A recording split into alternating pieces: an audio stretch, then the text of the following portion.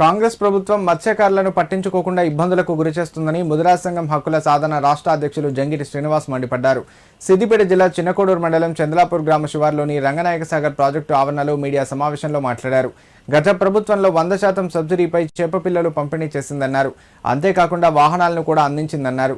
కాంగ్రెస్ ప్రభుత్వం అధికారంలోకి వచ్చిన తర్వాత చేప పిల్లలు పంపిణీ చేయకుండా ఇబ్బందులకు గురిచేస్తుందని, మత్స్యకారుల జీవితాల్లో చీకటి రోజులు అలుముకున్నాయన్నారు.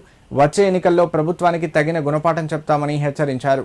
కార్యక్రమంలో మాజీ ఎంపీపీ ఉపాధ్యక్షులు పాపయ్య, బీఆర్ఎస్ పార్టీ సీనియర్ నాయకులు మేడికాయల వెంకటేశం, సర్పంచ్లు సత్యలక్ష్మి యాదగిరి, శ్యామల దేవయ్య, రేఖా సంతోష్, మాజీ సర్పంచ్ ముత్తయ్య, ముదిరాజ్ సంఘం నాయకులు పాల్గొన్నారు.